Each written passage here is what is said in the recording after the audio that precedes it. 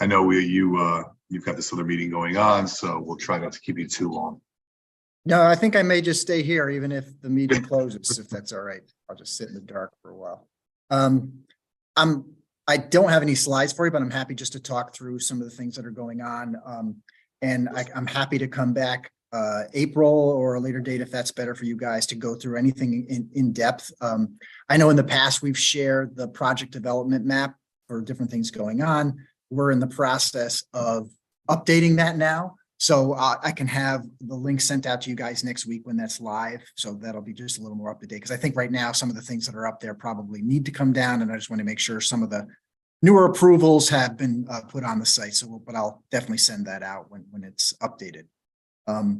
You've probably seen, just being around town, 10 Monroe Street, which is across from the police station, is up and out of the ground. They're moving pretty quickly on that project. And then the large project, 467 West Avenue, known as the Pinnacle, is also starting to come out of the ground a little bit. So those are two projects that are going on. Can you explain to us what's going on across from the police station, just for those unaware? Sure. And that's the 10 Monroe Street is the actual address, and that's what we kind of know the project by. But that's a mixed-use development that was approved, I think, in early 2022. So basically what's going to happen, there's the two corner buildings. You can see some demolition work they've done on those, and those are going to get rehabbed and restored and made to look really nice and shiny again. And kind of in the sandwiched in between into the rear of those is going to be a larger mixed use development. It's about I think it's 150 units, I think, all in total. And the idea is, like, in the middle between those two kind of corner buildings, there's going to be a public place. Hopefully they'll have flanking restaurants, maybe perhaps on the ground floors of each one of those buildings. And that'll be like a public area with seating out inside that area. But that's a project that was approved, like I said, in 2022. There are workforce housing units that were incorporated into that as well. So that is a Spinnaker project. Okay, Darlene, I see your hand up. Do you have a question, or are you just voting yes to the minutes? No, I have a question. Thank you. And you kind of answered them, Steve, because I wanted to know what was happening to those two corner end buildings, because they weren't torn down. So they're being rehabbed, right? Correct. Yeah, they should. I think the one closest to South Main is less work involved. The one on the corner of Chestnut needed a lot more work, but that, they have to do all the brickwork that needs to get touched up, new windows. Should look really nice once it's done. And that one, I think, is strictly commercial, the whole building. I don't believe there was any residential units in that building. And the one on the other corner is just the one-story commercial building. And so are those businesses that are there? I think it's like a little restaurant is still there. I don't know about the barbershop and the others. Are they staying? As far as I know, I don't know the length of the leases that they have with the current landlord. I can ask them, but I don't know that top of my head. Okay. And when is it scheduled to be completed? I don't know if they're going to get it done this calendar year or not. That's a good question. I can ask them. It's typically like an 18-month to 24-month process to kind of, start to finish on that, but it seems like they are moving pretty quickly. But yes. I can definitely ask and get that information for you. Thank you. Sure. Okay, please proceed, Steve. I'm sorry. And he had one, and Tom had his hand up, but you also said there were workforce housing or affordable units. Do we know how many? I'll get that. I probably should. I could have pulled this up for you. Maybe as I'm talking, I'll try to figure that out, because they're required to give at least 10%, but there are some formulas that they can apply to potentially reduce that if they give us something else, perhaps like a 3-bedroom unit, for example, that can count as 2 units. But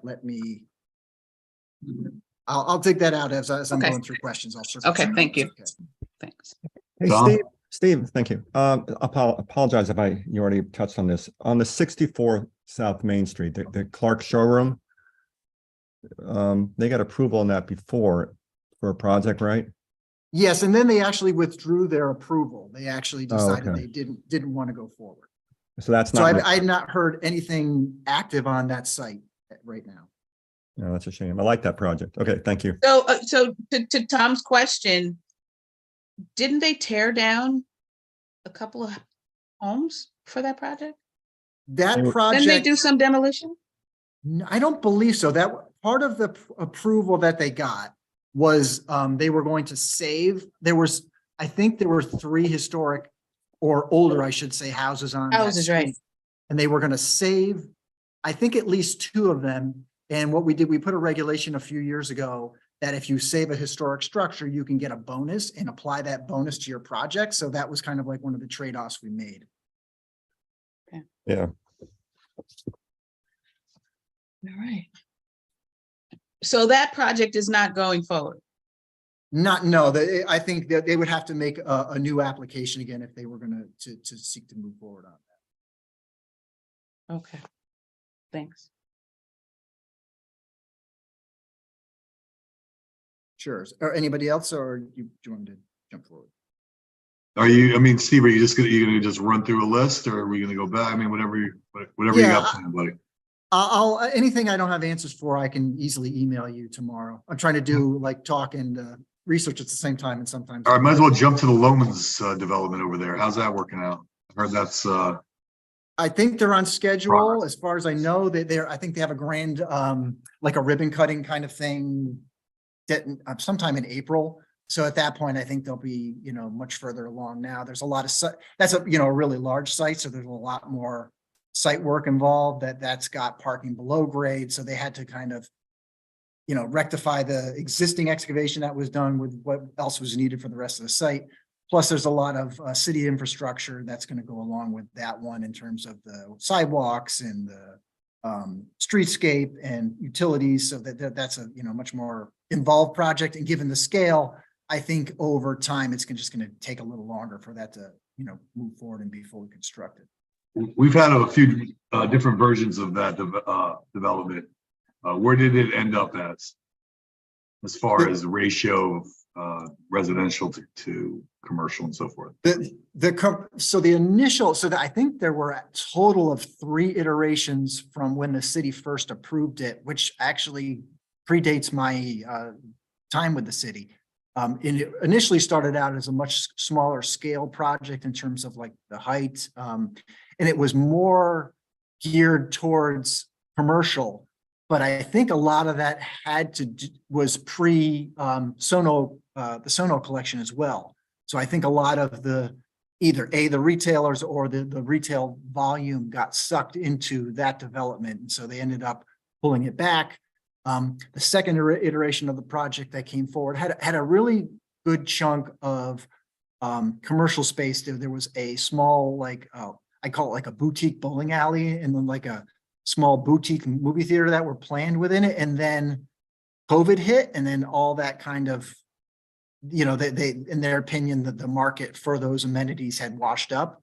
So they came back with much smaller scale, kind of ground floor, street facing commercial, which would be different restaurants or shops or something kind of consistent what you see with the rest of the Waypoint development. But the residential unit total had gone up quite a bit. So I think that project's north of 400 units, if I remember correctly. And how about at the end of the connector down there with residential units? Wasn't there talk of expanding that development? Which one? I'm not sure which one you're talking about. Oh, the connector going to Route 7. Oh, you're talking about Glover Avenue and Correct. Yeah. So that whole master plan, which was called North 7, was approved by the commission, I think also early 22 or I think the first half of 22 at the very least. So that project will happen in 3 stages because there are significant public works. And when I'm saying public works, these will be probably state of Connecticut DOT projects that have to happen before they can move forward. So the first phase is the one that they can get permits for now. That one is at the southern end, and those are in proximity to the new train station. The middle section can't get completed until the on-ramp and off-ramp connections at Merritt and 7 are complete, as well as the new bridge off of Glover Avenue. And the last that we heard, and this is a DOT timeline, keep in mind that those improvements probably wouldn't get completed until at least 2025. Then the third phase of the project, which is at the northern end, can't get completed until improvements to the Glover Avenue, Grist Mill, Route 7 connector, as well as improvements on Main Avenue have to happen. And those aren't even DOT projects at this point. You know, there's been some conceptual ideas kicked around. They know it needs to get done, but it's not even on their short-term radar. So that northern phase might not happen for 10 years at this rate. And who knows what the market conditions are at that point, where they might rethink that part of the project. One nice thing, at least on that piece of the project, there's a public park that's going to get built that will be over 1.5 acres that will connect to the NRVT, and it'll have additional walking trails to other parts of the site. So that could be a nice amenity, but it won't, you know, it's not like something you're going to see right away. Just I don't want to get anybody's hopes up on that piece, but it will happen down the road. Down the road. Before I pass this on, just one more. What's, I mean, obviously the hot topic of the moment is the Wells Fargo development, where I believe the commission is meeting now to approve it. Or Yeah, so to vote on it. The public hearing just started at 6 p.m. I'm guessing that the applicant, they're going to be presenting till at least 7:30 would be my guess. That the room's pretty full with people that want to speak. So once the applicant's done and the commission's done with their Q&A with them on their presentation, they turn it over to the public, and they, you know, unlike you guys where you get to put a time limit on how long they talk, we don't have the ability to put a time cap on. So we're going to be here for a while tonight. My guess is they won't take any action tonight, because I'm going to guess it's going to run past 10 o'clock easy, and the commission will say, we've been here 4 hours, we're checking out. We'll see you in a couple of weeks. That's probably what's going to happen. So you don't foresee a vote. Okay. Yeah, not tonight. I think a more likely date is March 15th, just because there's a lot of there's been you know, and I think you've probably been copied on a lot of those emails. There's just been a ton of correspondences back and forth. So the commission needs time to address that and take it all in. Some of those we just got today, so it's hard for them to respond to 4 emails they got today when they've already gotten a huge volume of material. Right. Yeah. All right. Tom, you have a question? Yeah, thanks. Steve, is anything happening on the old Y site? Yes, I don't have a definitive date, but we've had meetings with a potential developer of that site and gone through some conceptual things, and from, you know, what they think they're going to do versus what our expectations are and what we're going to require in terms of review on the design, as well as, you know, trying to, you know, speak to them about, you know, the NRVT runs right through the back of your project. How do we get something that can, you know, have some amenity piece to it that would work with the NRVT? So that's another thing we're talking to them about. Yeah, we looked at it back a few years ago with the hospital, and, you know, we spent some time land use talking about that parking lot there, right? And, you know, making sure there remained access to parking for Matthews Park. And there's also some discussion back then about incorporating some of the features of those historic buildings into the new structure. So I just, you know, maybe it's worth going back and seeing what was discussed at that time. Yeah, my understanding is, at least as of now, that, and they may have changed their mind, the applicant that we're talking to was a little less interested in acquiring some of the adjacent parcels that were like the little leftover state pieces and a couple city pieces. It felt that perhaps that was not worth their effort to try to include that in their project. So there might be some, I think what you're talking about is that southern kind of, It is. Piece Yeah, of property. Right. Yeah, that may not be part of the new development, so that might remain regardless. So, but it's all definitely something to look at and talk about with the applicant when they start to refine their plans a little. Great, thanks. Steve, did I hear that MBI is going to be a Wegmans? Is that still moving forward? Yeah, and so MBI, I think they've leased space up at Merit 7 in the office towers. I don't remember which building. So I think the idea is that space is going to get fitted out for them. Once that's done, and any other lease or holds on the Wegmans property are done, they'll start with demolition, and then Wegmans will, you know, start to fit out of the property for the grocery store. So any other notable developments in the pipeline? Anything else? you Yeah, feel we should know about? I'll be quick and then, so another property that's pretty prominent, that's kind of prominent with nothing going on is the 272, 280 Main Ave, which was known as the BJ site that was approved by the commission as a development a few years ago. There was litigation, the city won the litigation. Then COVID hit and the applicant has not really come forward with anything tangible at this point. We get, usually once every couple of weeks, somebody calls with an idea. The ones I've seen more recently are scaled back, a couple different commercial options, but more so leaning towards residential. But I think at some point something will happen there. But there are environmental restrictions on the property because there are contaminants within the soil from the past user of the site. Norwalk Hospital, you may remember, got approval for their new office, the new patient tower last year. So I do think at some point in 2023, they'll start renovations on that. That's a pretty significant, I mean, there's already building there, so it's not like they're taking up more real estate, just going vertical, but that's going to be a new patient tower that will, with the idea being they're not adding specific capacity for patients. The tower area they're taking down has 2 patients per room, with the idea they want to have all their rooms are 1 patient per room, so that it's not an increase in capacity. It's just reallocation of existing patient space. Hey, Darlene, you have a question? Yeah, I had a question, Steve. For that property, you said contaminants. Has it been determined that it's a brownfield? Yes, it is. It's a listed site. I think it's a federally listed site. Okay. Yeah, in the very rear, you might not be able to see it from the street. You probably could pick it out from an aerial picture, but there is a warehousey butler stash building to the far back, I'd say the southeast corner, that's actually like the treatment building where they kind of, some kind of pump system that they filter out the contaminants from. And when that property is sold, then whoever purchases it is responsible for the remediation. Potentially, somebody is going to be Or responsible. or is the city? No, No, okay. it's still the private party's responsibility. I would imagine that whomever purchases the property either gets it at a massive discount because of that, or more likely the prior ownership is on the hook. That definitely gets ironed out between the two parties prior to. So it sounds like the city could possibly then purchase that property for a massive reduction. Or it's on the market. I know it's. or that is it in line with housing? It could, I mean, but keep in mind when you're doing any brownfield work, that Mhm.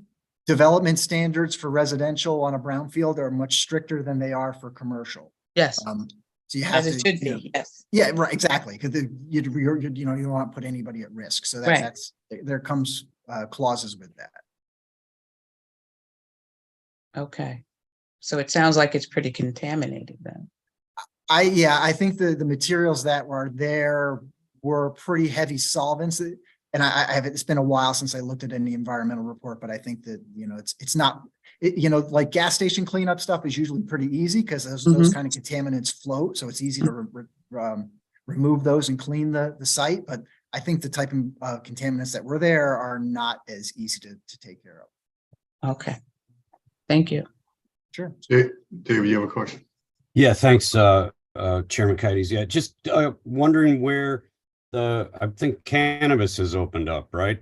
And have you gotten applications now? And Yes, are we just clear got, on what our standards are and what we're looking at? yeah, we just got 2 applications in the first day. I think it opened was Wednesday. We got one, I'm hoping I'm gonna remember the addresses correctly, 191 Main Avenue and 430 Main Avenue. The application materials should be posted by tomorrow if they're not already up on the site. I had one of my folks take care of that. I don't know. I didn't get a chance to look to see if they did that, but we'll start looking at those applications in depth next week to see where they fall. You'll remember from the ordinance discussions that in addition to like the normal planning and zoning special permit standards, there's a whole slew of other standards that they have to meet specific to cannabis. So we'll start looking at those to see if they comply or not comply. I think there's going to be another 1 or 2 applications, but we're only allowing 3. So we'll see how many we get and judge them as they come in. And that's specifically retail. Have we had anyone with the cultivation side? People asking questions, but very just general, non-specific questions, not like I'm submitting an application. Here's a detailed question. So no, at this point, I don't know if and when we'll see that. Okay, great. Thank you. Appreciate it. Steve, you said the applicants are looking for a dispensary at 330 and 191 Main Ave. 430 and 191 Main Ave. 430, okay. And then do they currently own or lease these properties? I don't think so. A lot of times with these kind of transactions, either they're going to lease or the lease or the transaction is contingent on the approval from the city. Got it. I mean, I don't remember the final area and the mapping for designations for these areas. It sounds like it got broadened from what happened a few years back when we addressed this. So, you've seen they're both on Main Ave, so I'm assuming that this area of Main Ave got opened up. Is there any other notable areas? Like, is it Connecticut Ave still a possibility? I mean, we're going to see, I guess other urban areas have applications come in. So when the medical dispensaries were approved a few years ago, they were in a very specific location, which was called the Business 1 zone, which is along the Route 1 corridor, mostly along Connecticut Ave. But the retail cannabis was approved along the Business 1 and Business 2 corridor, which encompasses basically Westport Ave, Connecticut Ave, and Main Ave. So those were it's almost like a upside down T about where you could go. That was part of the mapping we put together, was we tried to ideally get them spaced out a little bit in proximity to a highway on-ramp, off-ramp to get them in and out. And, that was kind of the thing. Right. I'm just looking at the 430 Main Ave. I just recently saw in the paper that this whole property got sold a few weeks back. Wonder if there's any connection there. It very well could be. Yeah, I don't know if I'd have to look at the application specifically to see if they're listed as the owner or just the right. Potential. All right. Thanks. Please proceed. Sure. And I just a couple things. I think on your agenda, you have 1517 Chestnut Street later on, or you'll have it on shortly. That's another project next to the train station, a little further south of the newer developments down there. They've submitted an application to amend the zoning regulations to tweak a historic density bonus that we have on the books now to kind of work it a little bit more friendly for their application. But that's probably a few months out before it gets wrapped up. There's a lot of traffic and infrastructure related work that needs to get done before they can submit. And the last thing I wanted to give you an update on was, which I was hoping to have sooner, but I think we're finally close to a date, is the actual update of the zoning regulations. The consultant, we ended up bringing in a third-party attorney just to review some things and go through a bunch of things, and he was very helpful. It just, everything takes a couple of weeks longer than I always wanted to. That's been done. The consultant, I met with them Wednesday, went through all the comments. They're working on them now. They're hoping to have them back in 2 to 3 weeks. And then I'm working with the commission now on setting the public meeting dates. It'll either be at the very end of March or like the first week in April. And then the plan from there is we'll have another meeting a week or two later where staff will introduce the zoning map itself so people can kind of match up the text with the map, with the idea being we want people to look at the zoning text first and try to understand it, get a little bit familiar with it before we introduce the map. Because if we just introduce the map, all you're going to look at is the map and be focused on the map. So we're going to do it in 2 phases. And then from there, we plan on working through council on setting up meetings in the different districts. We'll circle back with you after we get the dates a little more ironed out. Happy to go to wherever the location is that the council members would like to do it in. And then from there, we'll probably offer up, digital meetings, or I should say virtual meetings with, if there are different neighborhood groups that want to meet subsequent to that. And so while all that's going on, the Planning and Zoning Commission will also be meeting regularly to go over different topics like residential zoning, commercial zoning, sustainability, mobility, anything on those topics that are related to the zoning regulation. So they are comfortable with an end date to try to have a series of public meetings sometime in the spring on just to get people's feedback. What does the public think? And then some point, we're going to have a P&Z webpage set up just for zoning regulations comments. So you can either there'll be an interactive form where you could apply comments, get us feedback on the different sections so we can collect it and collate it in the appropriate place. And we're also putting together a series of guide documents for folks that kind of give a summary of the different topics, like as I indicated, like residential zoning. Here's what the changes are, here's what it actually means, and kind of break it down in more simple terms, because some of this, it's zoning text and it's a 400 something page document. So it's going to get a little wonky for people to try to get in the weeds. It is really graphics heavy and chart heavy, so that makes it a little easier to view, but we want to try to make it explanatory before we actually release it. Great. How are we doing on the waterfront study? I know there were some hurdles to get over, but I'm hoping to see some activity with that. Yeah, Jessica and I have been talking. I think the next step, of which we're going to start doing hopefully next week or so, is setting up meetings with you folks on a however you want to do it, like a one-on-one, a couple of you at a time basis, to go through some of the concerns and questions you had, address those, and then bring it back for comment again, and then back to the commission for adoption of the POCD amendment. That's kind of the next steps there. Okay. Any other questions for Steve before I let him go? Are you going to come to us and are you going to come to the council and talk about planning and zoning regs? Would you come to this committee just to give us a preview or something? So I'll do both, whatever you'd like. It's fine. I think that'd be great, John, just to, for us to get familiar before we go out to our constituents. Sounds like a plan. Anybody else? Okay, Steve. Yeah, I'm gonna call you back in early summer to give us another update on development, and I think Guy and others find it useful to know what's going on around town. And I'll get you the information on those sites. And once the project map is updated, I'll send that out so you have that to take a look. Please do. Thank you. Sure. All right. Have a good night. You too. Good luck tonight. Thanks. Okay, moving on to item A2 in the ULI housing plan and affordable housing plan.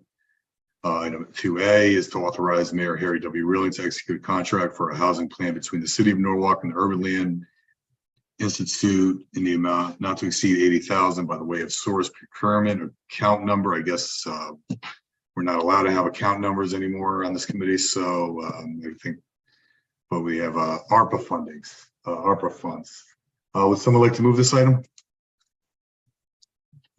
Thank you, Mr. Livingston. I believe, Jess, you'll be discussing this and going over. If someone has a nice slideshow ready for us. Don't worry, it's only 3 slides.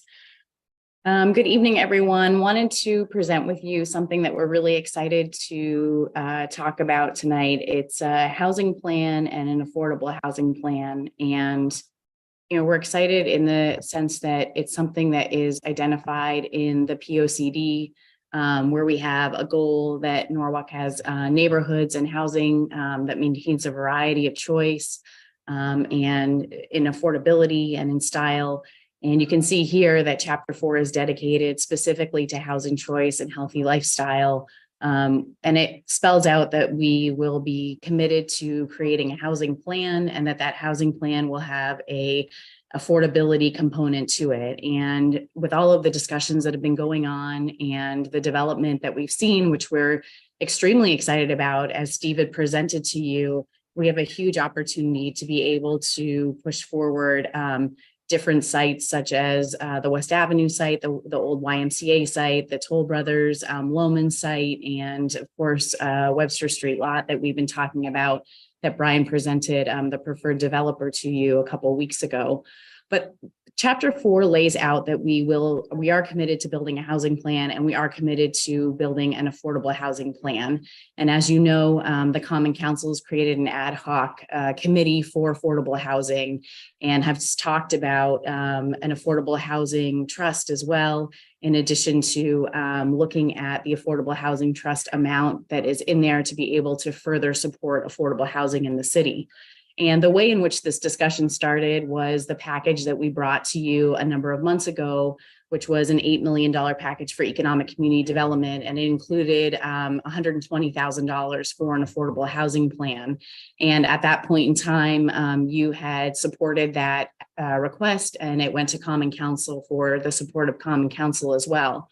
But as we have been working through different projects, we have been doing separate planning exercises, specifically for the South Norwalk train station and the development opportunities, the infill opportunities we have there. And we wanted to be able to focus not only on the affordable housing plan, but how affordable housing fits into a larger, broader housing plan for the city itself, and helping us determine what type of affordable housing we need, where we need that housing, if it should be in the urban core or if we should be looking elsewhere, what affordability levels we require, and so on and so forth. And so we've developed a plan for your consideration, which is a proposed approach to develop a housing plan and affordable housing plan. And as I said, you've committed ARPA funds to the affordable housing plan portion, which is $120,000, which was approved by Common Council. And we've been moving that forward. But as I said, we really want to focus on the housing universe in Norwalk and the larger housing plan. We have a really unique opportunity to work with a group called the Urban Land Institute. The Urban Land Institute is a 501c3 nonprofit, and it has over 45,000 national experts.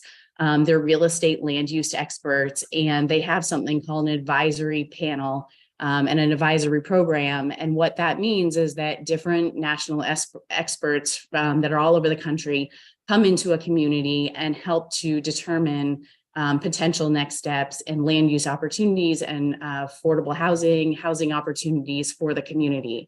So we have an opportunity to be able to work with the Urban Land Institute to bring 3 to 5 experts into the city for a 3-day program. And that 3-day program would include them having background materials in advance of arriving to the city of Norwalk, taking a tour of the city of Norwalk with a selected group. It would include them interviewing at least 20 stakeholders to be able to understand what the vision for housing is in the city. And of course, we would continue to work with the community to be able to do that, much like we built an advisory committee for the South Norwalk train station work that we were doing, and also that we'll be building for the Webster Street lot work that the redevelopment agency is leading.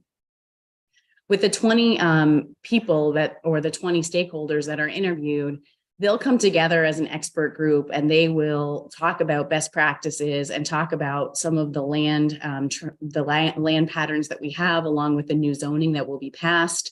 And they'll actually put together a presentation that they will give to us at the end of the 3-day period. And the thought is that we can coincide that particular presentation with this meeting, possibly for a future month. At that point in time, a few weeks after the presentation, they'll be able to give us a report of up to 20 pages that outlines best practices that they've seen in different parts of the country. And it really is an objective way to bring in national experts to be able to look at what we're doing here in Norwalk. The idea here is that we've been doing planning exercises for each particular project, and we really want to look at the city as a whole. We want to look holistically at the city when we think about housing. We know that there have been different housing projects across the city. They haven't all been in our urban core, and we want to understand what the balance of that looks like. But it does provide that independent view. The process can actually take place within the next 5 to 6 months. It takes a couple of months for ULI to be able to get the background, for them to be able to research the background, and for us to be able to identify stakeholders that they would then be able to interview. The 3-day process is a total cost of $80,000. And so we are requesting $80,000 of ARPA money to be dedicated or committed to that. There is also a 5-day program. The 5-day program brings between 8 and 10 experts to the city, and they interview up to 100 people. That 5-day program is a total cost of $135,000. And it includes a report of up to 50 pages. It's more in depth and it has more nuanced information just based on the fact that they have more time. The experts have more time in the city and they have the opportunity to interview more people. We feel, in talking with the mayor's office and the redevelopment agency, we feel as though the 80,000 3-day program is suitable for what we want to achieve. And in part, it's suitable for what we want to achieve because it's married to the affordable housing plan, which will take place at the same time in parallel and dovetail with this opportunity that we have with the Urban Land Institute. So if I could go back to the affordable housing plan, I just wanted to give you a quick update of where we are with that and talk a little bit how we think the two of them will be married together and will work together. The affordable housing plan, as I mentioned, is $120,000 and you approved that. But what we're looking for today is the approval to move forward with a vendor called AKRF. AKRF was the sole response in the RFP that we put out for the affordable housing plan. Which is sometimes a little concerning. However, we worked with AKRF multiple times. We're currently working with them on a couple of projects and we're happy with their deliverables. And they've always been a great project manager and always given us good quality work. We've met with them numerous times. And while we've been talking to them about the scope of work, Connecticut actually came together and created an affordable housing working group. As you know, the affordable housing plan for the state was actually due the end of June. And we as the city emailed and wrote a letter to the state to ask them for an extension because we knew that we wanted to use ARPA funds to dig a little bit deeper on the affordable housing plan. As we did that, this affordable housing working group got together at the state and they drafted a report. And that report has 27 recommendations. So we've delayed signing on with AKRF because we've been able to we wanted to wait until the final draft for the working group has come out before we actually sign the contract. And we believe that this was the right decision. We've actually reworked the scope with AKRF 3 times to be able to be more in line with what the state affordable housing plan, what's required in there and the 27 best practices. So at this point in time, we've incorporated those 27 best practices. We feel very good about the work in which they're going to do. They'll be focused on a much more quantitative report, looking at not only affordable housing, but also market rate housing. And the scope that we've agreed upon, we're comfortable with. So the request before you tonight is to be able to move forward with contracting with AKRF, which is the identified and preferred vendor for this work. And the affordable housing plan process will be completed in about 10 to 12 months. So from a next step standpoint regarding the advisory services program for the Urban Land Institute, we're asking for a few things this evening. We're asking for your support in being able to move forward with contracting with the Urban Land Institute for $80,000 to hold a 3-day program, which is the advisory services program. And we would do that under a sole source procurement, which the language was provided to you as background. The sole source is focused on the 45,000 members that they have that are real estate and land use experts that would be able to come directly to Norwalk and work with stakeholders and residents here. And the second thing that we're asking for, and I should actually say regarding the Urban Land Institute, because we didn't bring it to you earlier in the larger package, we don't have an account number for ARPA. So because of that, we would need to go through the finance committee. And to go through the finance committee, that would then allocate or identify and then create an account number for the Urban Land Institute work, which would then go on to the Common Council for approval. And of course, in saying that, we've been working very closely with Greg, the council president, to be able to focus on the Affordable Housing Committee's work, the ad hoc Affordable Housing Committee's work, and we'll continue partnering with them moving forward. It's been really helpful to be able to understand the work that they've done to date, and how that will marry with the housing plan or this larger ULI effort moving forward. The second thing that we're looking for is, as I mentioned, your support to be able to move forward with the AKRF vendor for the affordable housing plan. And as I mentioned, we've reworked the scope with them multiple times. We're very happy with where we are now. That already has an ARPA account number, so we don't need to go through finance. We just need to be able to seek your approval this evening, and then we would be able to take it right to council to be able to contract with them and move forward. In saying that, you know, we will need to organize with them the timing of these projects, making sure that the work of ULI and the work of AKRF is, again, complementary to one another and is brings out one particular piece of deliverable that we're all very proud of, and that we know encompasses not only stakeholder feedback from the one-on-one interviews, but also the larger quantitative work that AKRF is doing. And so I will leave it there and happy to answer any questions.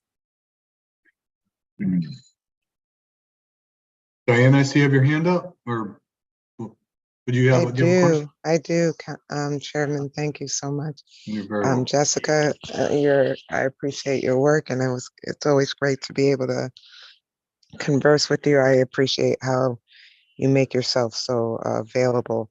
I think you probably may know my question a little bit from our conversation earlier, just in the overall scope of development happening within Norwalk and in the urban core. With this AKRF, do they have anyone on their panel, like, or anyone in their, I'm sorry for my brain just freezing right now, but with their expertise, is there anyone there that actually works or understands affordable development when it comes to things that may look like co-ops or condos or stuff like that, that could be if the overall project is an affordable unit within the development? Can affordable, I hate saying affordable housing, it's not affordable, but can that look different within one structure? Let's just say there are apartments, but there are condos, there are co-op spaces. Like, how can we also just bring into this work and into someone with the expertise of how affordable ownership may be able to meld into not only this development, but within Norwalk overall? Like, do you see that ever even happening? Is there a true reality to that at all? Yeah, I think there's absolutely a reality to that. And the truth is that, you know, we're always looking to learn more and understand best practices from across the country and adopt best practices and the way in which we're thinking about it. And, you know, we have a really great redevelopment agency that helps to manage our CDBG and HUD funds. We're very close with the state through economic community development and housing. And we work really closely with the federal delegation as well. So I think that there's a ton of opportunity to be able to explore different types of ideas on how to address affordable housing. And part of the idea in being able to bring in national experts and also work with a group like AKRF is to be able to have access to experts that have done creative affordable housing plans and identify those best practices, but not only identify those best practices, help us as a city be able to adopt them, right? So understand ordinances, understand local regulations, understand our local zoning, and be able to help us build in a meaningful way different approaches to be able to adopt affordable housing and think about it in a little bit of a different way. And I think you know, the city has, with Lower Fairfield County having the challenges that it has with affordability, I think that being able to pull in experts that have worked in different parts of the country that have seen affordability issues like ours will be really helpful to us. I appreciate that answer, because that's 100% my point. If we find a different way in making this look like a structure that can have some generational longevity to it, so that families will, you know, even if someone passes or whatever, it doesn't leave that family, leave that structure, leave that community.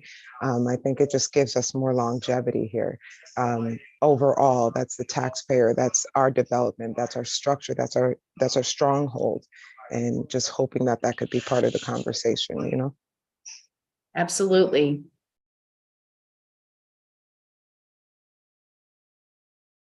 Tom, you have a question? Yeah, thank you. So Jess, first off, I think these are both great proposals, and I really think that the housing plan as a whole is really important for us to do. I think we need to get a sense of what the entire city versus just one particular area or areas. But I want to ask a couple questions about the deliverables on the housing plan. What do you anticipate seeing is question one, and how does that what sort of the interplay with that and the zoning rewrite? Yeah, so I think, and then I think there's a third piece too, which is the affordable housing plan as well. So I think there's intersection in all three of them. And the way that I see it is that we've worked with AKRF to redo their scope to include data collection and data analysis on both market rate and affordable units to be able to identify both of those. You know, the way that I see housing is that there's sort of a universe of housing, and that affordable housing is a subset. And so it's important to be able to include the numbers. And I don't know here in the city of Norwalk if we've ever really had a great handle on having a vendor or a consultant come in and help us understand that. I think that from the ULI side of the house, it really is an independent, objective view that is not led by the city, where we will have these experts meeting with folks offsite away from City Hall to be able to have a little bit of a different dynamic and a little bit of a different conversation. And what I think this will bring us is a lot more of a qualitative takeaway in helping us be able to build a communication and a framework around the planning aspect of housing and what we need and why we need it and where we need it. And being able to use some of the data that's coming out of AKRF study to be able to understand that as background, and then be able to really shape the interviews around where we want to see this housing and why.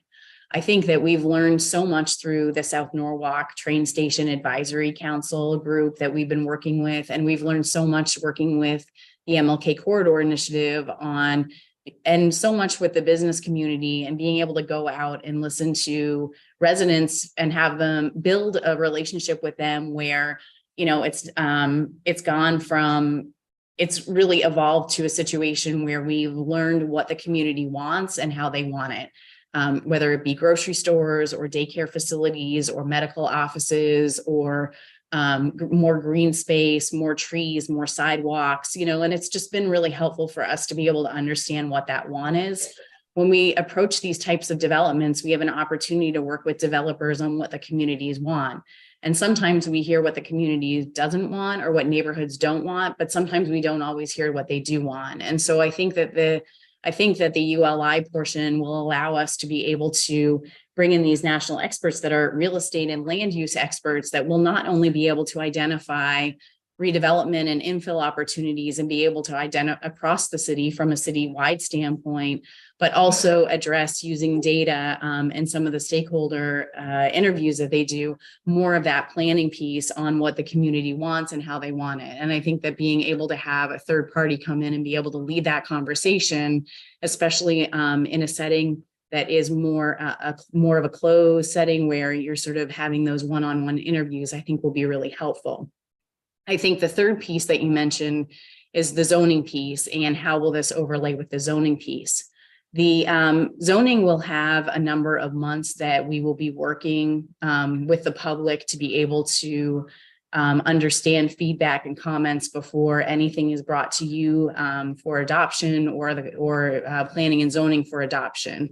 And I think that we have an opportunity to be able to have AKRF and the ULI folks look over that proposed zoning and be able to help us understand inclusionary zoning and what we're doing currently versus what best practices are. I think this is a really great opportune time in the sense that we're actually redoing zoning for the first time in 30 years, you know, and then to be able to work with these two groups to not only build a qualitative approach, but a quantitative approach while zoning is being looked at, and actually, you know, building a new zoning zoning local regs, I think is huge timing. So I know I went on with that, but I'm really excited about it. And I just think this is a huge opportunity for us to really wrap our arms around the next steps for Norwalk.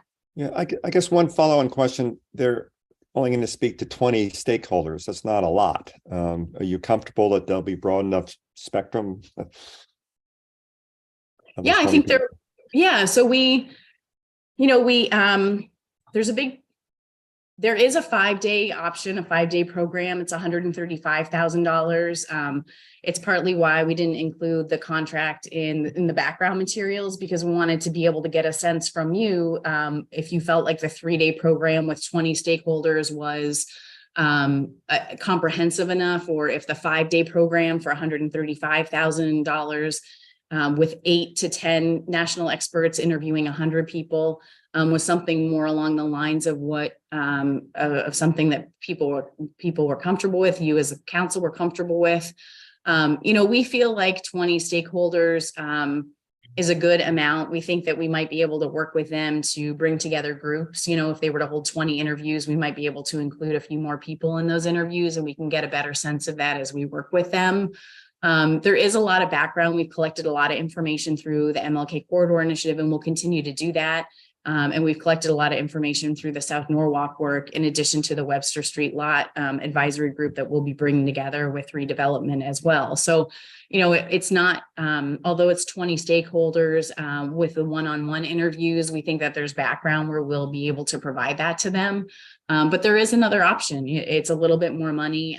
We weren't sure what the support would be for going for something that's $135,000, but there's an opportunity there to be able to interview 100 people. So, it's a hard question to answer. And, we felt like 20 was a good number, but I can see that I could understand why some would think there's a little bit of concern if we were to look at 20 instead of 100. Well, I think obviously more to be better, but I think it's a very expensive program. So, if you guys are comfortable with 20, I'm comfortable with 20. I have to ask the question though. Thanks. Jess, you mind not sharing your screen anymore? Of course. Thanks. Sorry, Any other I should have questions? stopped that earlier. Okay. So do we have to decide on which option tonight? Well, we're recommending $80,000 with the 20 stakeholders and the 3 to 5 experts that would come nationally to work with the city. We think that that's enough because at the same time, the affordable housing plan is going to be going on. So it's not as though it's sort of one or the other. Right. So I think that between the outreach that's going to go on with AKRF and being able to pull together that feedback and feeding that feedback to the ULI folks as background before they come in, I think will be really helpful for them. I think if we were not doing the affordable housing plan, then we probably would recommend Go with the larger plan. But I think that with the zoning outreach that we'll be doing and some advisory groups that we'll be talking to, in addition to AKRF, that the $80,000 option is probably a good option. So just as a recap, what we're asking for is 2 things. One, for your support on the ULI work and being able to move it forward to the finance committee for them to have the same presentation and if supported, then provide an account number for the work. And the second is to be able to allow us to move forward with contracting with AKRF for the affordable housing plan portion. Dave, you have a question? No, you just answered my question, Jess. Thanks. It was sort of on the heels of what Darlene was asking. Great. Thank you. Okay, anybody else? All right, Mr. Livingston moved the item. So now we'll call for the vote. All in favor, please raise your hand and signify yes. Aye. And that is unanimous. Great. Thanks, everyone. So now we got to move on to item B. And that's authorize Mayor Harry to be willing to execute a contract with affordable housing plan between the city of Norwalk and AKRF Inc. in the amount not to exceed $120,000. Account number noted. Would someone like to move this item?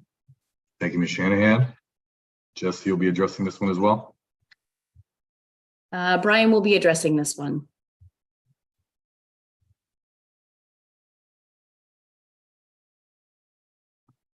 It's the button on the left, Brian.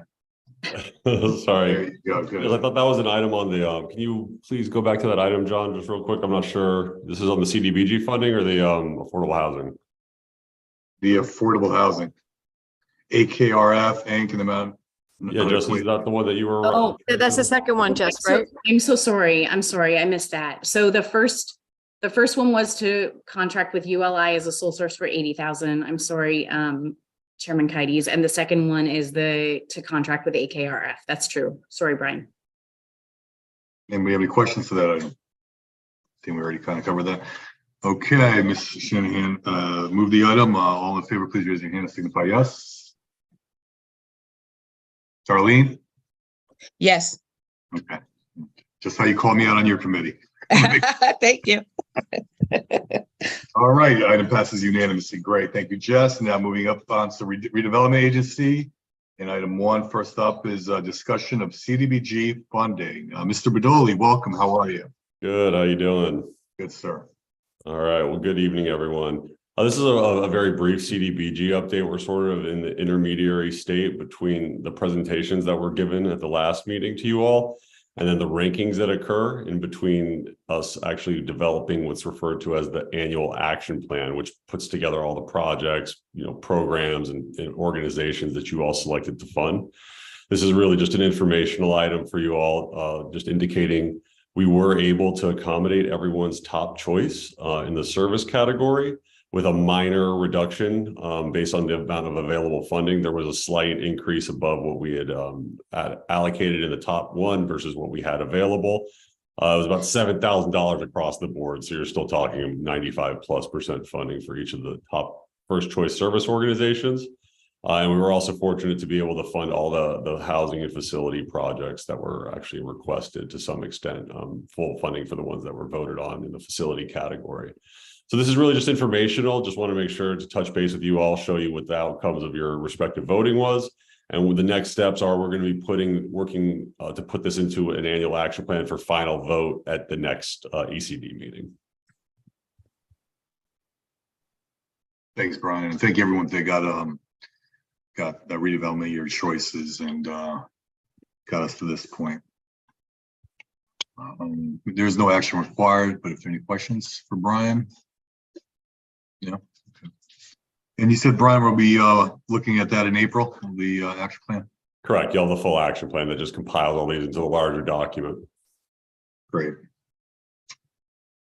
Okay, seeing no questions, now move on to item B2, which is a discussion and update on 15-7 Chestnut Land Disposition Agreement, LDA.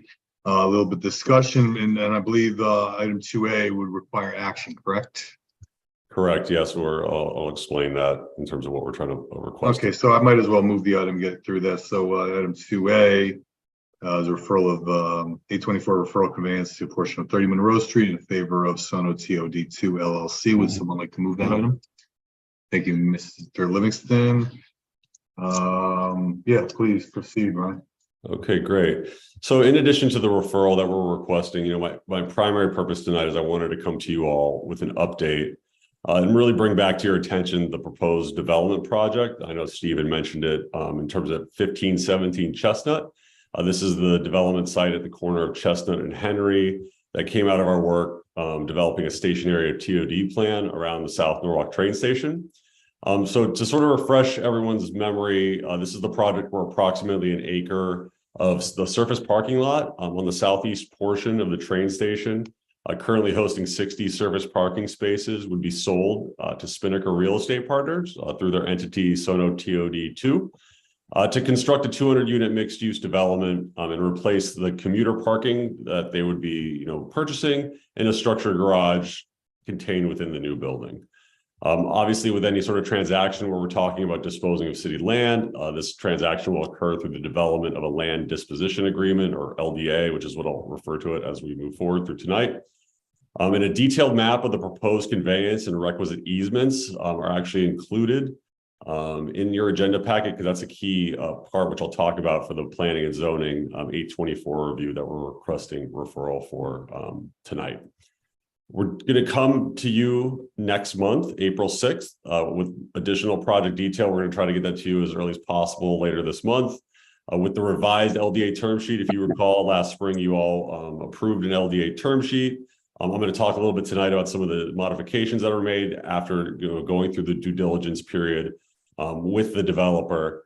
And we'll want to schedule a public hearing too at the next meeting, which we could talk about later in the presentation.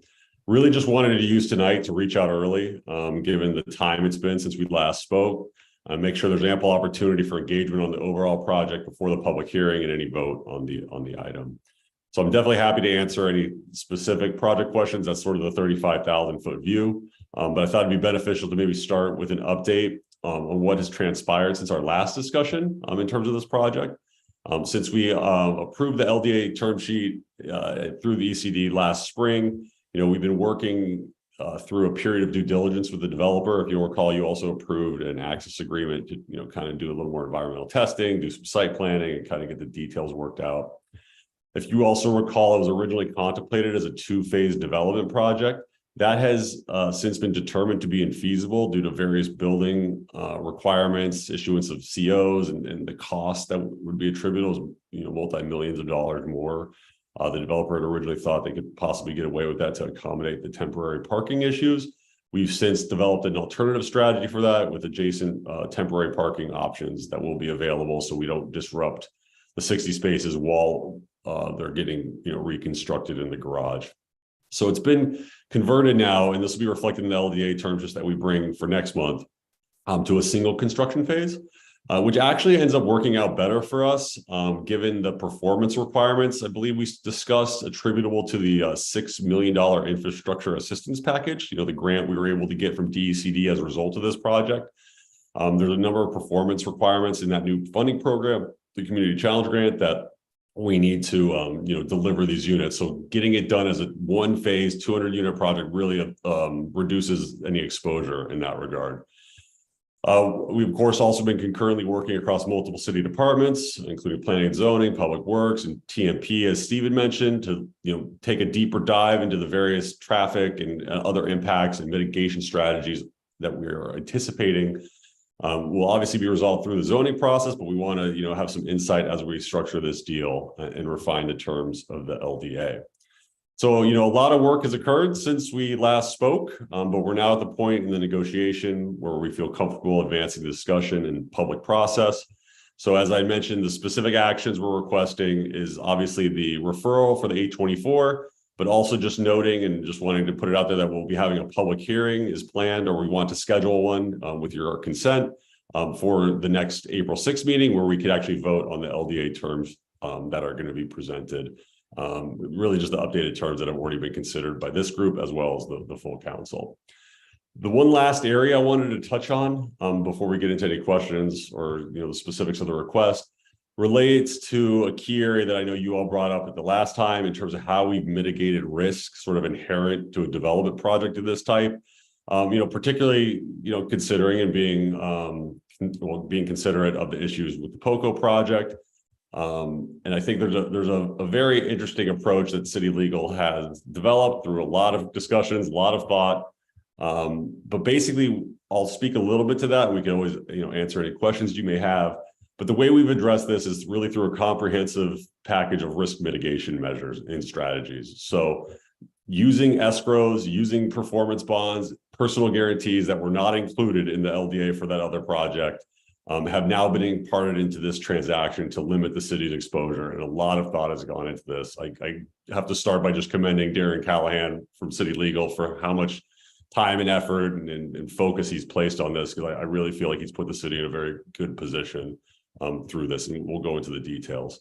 I think one key distinction that I want to make is a big difference in this project is that the developer is paying fair market value for the property on the front end. Whereas in the POCO project, obviously the land was contributed by the city RDA. So that compensation is occurring on the front end. We're creating an escrow account basically to protect the city's interest while the replacement parking is getting constructed. So we'll be looking to issue performance payments through that escrow account. So there's $1 million of contribution that the city is making through the transaction because the and I won't go into too much detail because we can discuss it later, but because the value of the parking revenue only offsets so much of the construction of the garage, and structured parking is so expensive. That said, that $1 million about is going to be paid out in performance payments. So the developer is going to be incentivized to obtain those funds through completion of the parking. And again, I want to introduce this tonight. There's a lot of complexity with this, which we'll have time, to go over. Just wanted to start, getting your thoughts and perspectives. Another thing that we put into the LDA terms is that the property is only going to be conveyed once the zoning approvals are in place and there's a permit ready letter issued. That is far different from other transactions, but I think a best practice in the fact that you're bringing it up to that point when we have, as much confidence as we can that the project is going to be moving forward without any sort of, limiting that exposure inherent to something like this. I can't help but mention, we're working with a thoroughly vetted Norwalk-based company, Spinnaker, with a demonstrated history of performance, which I think is a key distinction here. And like I said, we're going to go through all the details in the LDA term sheets, but I did want to at least start the conversation at this meeting just to give us enough time to talk as a group. And I know, and to work with you all through the public process. So those are my general updates. I know I covered a lot, but I'm happy to touch on any questions you may all have.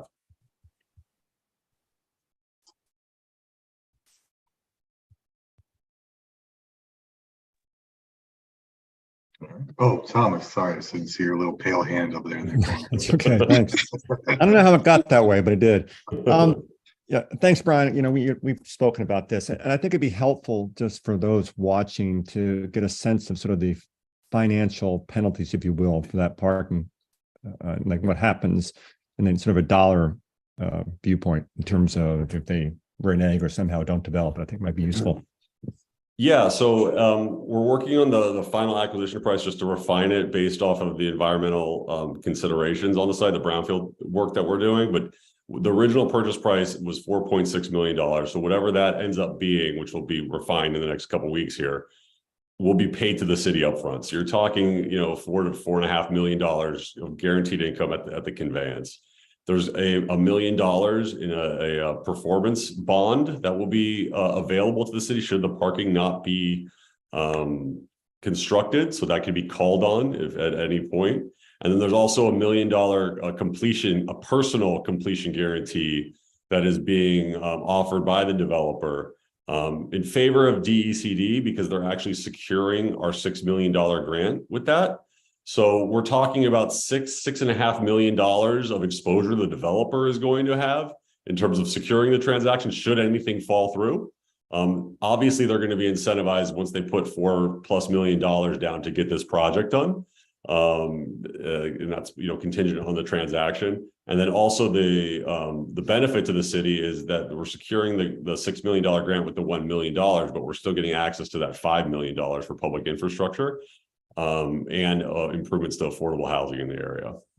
And just to follow on that, two questions, right? So one, the city is arranging with the developers arranging for short-term or replacement parking, if you interim parking, correct? Correct. And the other question is there going to be what's the time frame on this? Will it be embedded into the LDA such that they have to complete this by a date certain?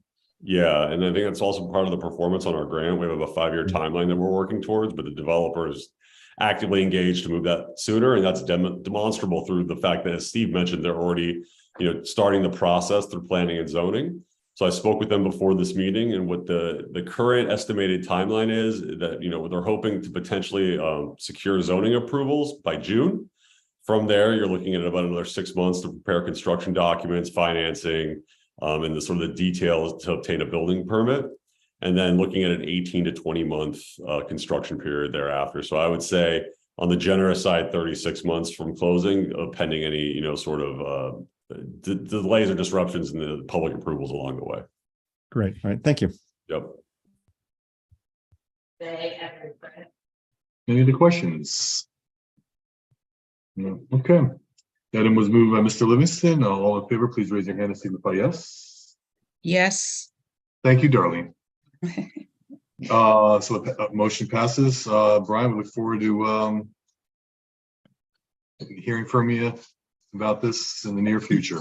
Mr. Chairman, is there anything that needs to occur to schedule the public hearing? I'm just not familiar if there's any action that needs to occur Leave for April 6th. 10-day. I mean, talk to Jess, but the usual. Yeah, we have all that worked out with legal. I shouldn't know if you needed to do anything, so I appreciate it. Yep, no problem. Okay, guys, before I call for a motion to adjourn, just want to remind everyone that I believe you all have received your capital budget books. Have you all, just so I can, okay, great. Next meeting, April meeting, well, this is the one where we actually, all the department heads come before this committee, and we have the opportunity to not add to the or decrease the mayor's recommendation, but we have the ability to move money around. I think it's a great opportunity that's been useful to this council in the past, like the operating budget where we just approve a number, you have no control of the allocation of that funding. So I advise you to please recommend you please take a look at your capital budget books and speak to department heads, see if there's any money anyone would like to be moved around, anything you feel is important to you. Now's your time to do it. So like I said, that'll be at the April meeting, which will be here soon enough. I see Darlene, you have a question? No, I just wanted to, I had a comment before we Please. adjourn.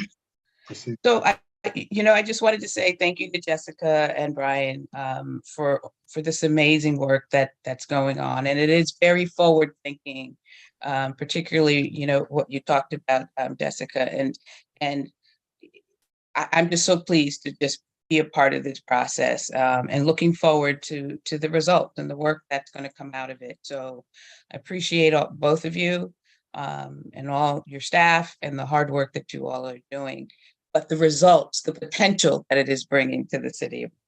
So thank you. Thank you, Darlene. Diana, I see you have your hand up as well. I just wanted to say thank you to Brian, just the same way I said thank you to Jessica. Sorry for the children stuff in the background, but you guys have been very great in your work and very able to get in contact with. And I just wanted to give the same thank you that I gave Jessica to Brian, because they were both very helpful. Yeah, I ditto to both those statements. I totally agree. You guys are doing great work. And that smile of yours, Brian, and both of you. You're doing great work. Anything else before we sign off? Okay, seeing none, motion to adjourn. All right, everyone, have a great night. Thanks, everybody. Take care.